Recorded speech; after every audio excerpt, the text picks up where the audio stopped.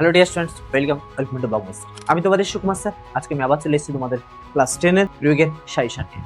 তো সামনেই তোমাদের স্কুলের সেকেন্ড সেম এক্সাম রয়েছে, তাই তোমাদের জন্য এই ক্লাসটা নিয়ে এসেছি। কারণ আমি যখন তোমাদের লাইভ ক্লাস করাতাম, লাইভ কোশ্চেন ব্যাংকের সলিউশন করাতাম, সেখানে তোমরা অনেকেই কমেন্ট করতে, মেসেজ করতে যে স্যার আমাদেরকে প্রয়োগের সাজেশন দিন, স্যার উপপাদ্যের সাজেশন দিন, যেহেতু সামনে আমাদের এক্সাম রয়েছে।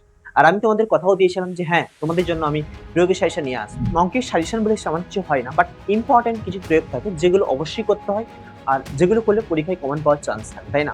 কারণ দেখো, প্রয়োগ বইতে প্রচুর আছে, হুবহু প্রয়োগ আছে, অনেক প্রয়োগ আছে। প্রয়োগটা মেনলি তোমাদের কিন্তু কনসেপচুয়াল থাকে, মানে তোমরা যে উপপাদ্যগুলো পড়ে আসো বা কনসেপ্টগুলো পড়ে আসো জ্যামিতিতে, তারই উপর বেস করে কিন্তু তোমাদের প্রয়োগগুলো করতে হয়। তো তার জন্য আমি কিছু আজকে ইম্পর্টেন্ট প্রয়োগ রেখেছি, যেটা তোমরা না করলেই নয়।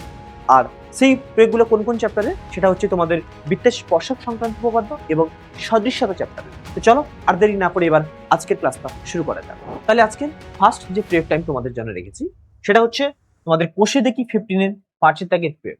ইম্পর্টেন্ট প্রয়োগ অবশ্যই কিন্তু করে রাখবে, ঠিক আছে? একদম ছাড়বে না, ইম্পর্টেন্ট প্রয়োগ। আর নেক্সট প্রয়োগ হচ্ছে প্রয়োগ 7, যেটা হচ্ছে তোমাদের 210 নম্বর পেজে রয়েছে এই প্রয়োগ, ঠিক আছে? বইতে করা রয়েছে, দেখবে বইতে করা রয়েছে। আর নেক্সট হচ্ছে প্রয়োগ 14, মোস্ট ইম্পর্টেন্ট প্রয়োগ এই চ্যাপ্টারের, মানে স্পর্শক চ্যাপ্টারের মোস্ট ইম্পর্টেন্ট প্রয়োগ হচ্ছে প্রয়োগ 14, যেটা তোমাদের পেজ নাম্বার দেওয়া রয়েছে, দেখো 216, বইতে করার আছে কিন্তু, ঠিক আছে? আর তোমাদেরকে একটা প্রয়োগ বলে রাখি, যে প্রয়োগগুলো তোমাদের কোষে দেখি প্রয়োগ 15.1 এর এই প্রয়োগটা বা 15.2 এর এই প্রয়োগটা, এগুলো তোমাদের যদি করা থাকে তো ভালো, আর যদি না করা থাকে তাহলে অবশ্যই কিন্তু তোমরা কোশ্চেন ব্যাংকের সলিউশন ভিডিওটা দেখে নেবে, স্পর্শ সংক্রান্ত বদ্ধ চ্যাপ্টারের। ওখানে কিন্তু আমি এই প্রয়োগগুলো সলিউশন করে দিয়েছি, ঠিক আছে? তো ওইখান থেকে তোমরা প্রয়োগের সলিউশনটা একবার দেখে নেবে, দিলে বুঝতে পেরে যাবে যে কিভাবে এই সলিউশনগুলো করানো হয়েছে। ওকে? আর যেটা নেক্সট প্রয়োগ বলছিলাম, কোষে দেখি 15.2 এর 5 দাগের প্রয়োগ, বৃত্তের পরিলিখিত সমান্তরিক মাত্রই রম্বস। এটাও কিন্তু একটা মোস্ট ইম্পর্টেন্ট প্রয়োগ, অবশ্যই কিন্তু করে রাখবে, ঠিক আছে? আর তারপরে যেটা প্রয়োগ ইম্পর্টেন্ট রয়েছে, এই কোষে দেখি 15.2 এর 9 দাগের প্রয়োগ, যে তিনটি সমান বৃত্ত পরস্পরকে বহিঃস্পর্শ করছে, প্রমাণ করতে হবে ওই বৃত্ত তিনটির কেন্দ্রগুলি একটি সমবাহু ত্রিভুজের শীর্ষবিন্দু, ঠিক আছে? তো এই প্রয়োগটাও একটা ইম্পর্টেন্ট। তো এই স্পর্শক থেকে এই যে কয়েকটা প্রয়োগ তোমাদের জন্য রেখেছি, পাঁচটা প্রয়োগ অবশ্যই করবে। তবে তার মধ্যে যে প্রয়োগটা না করলেই নয়, অবশ্যই মাস্ট করতেই হবে, সেই প্রয়োগটা কোনটা? এই 5, 14 এন্ড এই 5, ঠিক আছে? তার মধ্যে 14 তো অবশ্যই করবে, এটা খুবই ইম্পর্টেন্ট রয়েছে। তো এই তিনটে প্রয়োগ অবশ্যই করবে, আর পুরোটা করতে পারলে তো ভালো, 5টা করতে পারলে তো ভালো, রাইট? বোঝা গেছে? চলো এবার দেখে নেবো আমরা সদৃশ্যতা থেকে কোন প্রয়োগটা আমাদের ইম্পর্টেন্ট রয়েছে। সদৃশ্যতা চ্যাপ্টার, সদৃশ্যতা 18 নম্বর চ্যাপ্টার। এই 18 নম্বর চ্যাপ্টার থেকে আমাদের জন্য যেসব প্রয়োগগুলো ইম্পর্টেন্ট রয়েছে, ফার্স্ট তোমাদের জন্য যেটা রয়েছে, দেখো প্রয়োগ 5, পেজ নাম্বার কত বইতে? পেজ নাম্বার 241, বইতে করে দেওয়া রয়েছে, ঠিক আছে? তো অবশ্যই করে দেওয়া রয়েছে, তার জন্য আমি আর এখানে রাখিনি পেজটা, মানে ওই সলিউশনটা তোমরা বইতেই দেখে নিতে পারবে। আমি পেজ নাম্বারটা দিয়ে রেখেছি যাতে তোমাদের খুঁজতে সুবিধা হয় বইতে যে কত নম্বর পেজে রয়েছে। তো এই প্রয়োগটা ইম্পর্টেন্ট রয়েছে, অবশ্যই পড়বে। আর নেক্সট প্রয়োগ যেটা ইম্পর্টেন্ট রয়েছে, সেটা হচ্ছে প্রয়োগ 6, তার পরের পেজেই রয়েছে এটা, এই প্রয়োগটা ট্রাপিজিয়ামে দিয়ে রয়েছে, দেখতে পাবে। এটা হচ্ছে 242 নম্বর পেজে রয়েছে, ওকে? আর তারপরে যে প্রয়োগটা রয়েছে ইম্পর্টেন্ট, সেটা হচ্ছে আমাদের প্রয়োগ 13। বাট এই প্রয়োগটা তোমাদের প্রয়োগ হিসেবে দেয় কম, ম্যাক্সিমাম এখান থেকে শর্ট কোশ্চেন থাকে তোমাদের 1 বা 2 নাম্বারে, ঠিক আছে? বাট করে রাখবে ছোট প্রয়োগ, ইম্পর্টেন্ট প্রয়োগ। আর যে প্রয়োগটা না করলেই নয়, এই চ্যাপ্টারের সব থেকে গুরুত্বপূর্ণ ইম্পর্টেন্ট প্রয়োগ অবশ্যই করবে, একদম ছাড়বে না, সেটা হচ্ছে প্রয়োগ 18। খুব খুব খুব ইম্পর্টেন্ট এই চ্যাপ্টারের প্রয়োগ, ঠিক আছে? যে একটি বৃত্ত চতুর্ভুজ এবিসিডি অঙ্কন করেছো, ঠিক আছে? এবারে এবিসিডির ক্ষেত্রে যখন আমরা এবি বাহুটাকে বর্ধিত করবো আর ডিসি বাহুটাকে বর্ধিত করব, তারা পরস্পরকে পি বিন্দু ছেদ করবে, তখন আমাদের প্রমাণ করতে বলেছে PA into PB equal to PC into PD. এটা কিন্তু খুব ইম্পর্টেন্ট প্রয়োগ, অবশ্যই করবে। যেটা আমি ইম্পর্টেন্ট বলছি, খুব বা অবশ্যই করতে বলছি, সেগুলো অবশ্যই করতে হবে, একদমই ছাড়া যাবে না, ঠিক আছে? ক্লিয়ার? চলো নেক্সট দেখে নেবো আমরা নেক্সট কি প্রয়োগ রয়েছে ইম্পর্টেন্ট। নেক্সট আমাদের 22 নম্বর প্রয়োগটা ইম্পর্টেন্ট রয়েছে, যেটা রয়েছে আমাদের 256 পেজে রয়েছে, ঠিক আছে? যে এখানে একটা ত্রিভুজ এবিসি রয়েছে, সেই এবিসি ত্রিভুজের শীর্ষবিন্দু এ থেকে বিসি বাহুর উপর এডি লম্ব, আর BD by DA equal to DA by DC হলে তোমাকে দেখাতে বলেছে এবিসি একটা সমকোণী ত্রিভুজ, তাই না?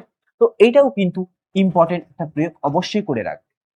আর নেক্সট যেটা ইম্পর্টেন্ট প্রয়োগ রয়েছে প্রয়োগ 24, এই প্রয়োগটা কিন্তু তোমাদের 2025 সালের মাধ্যমিক এক্সামে কিন্তু এটা এসেছিল, ঠিক আছে?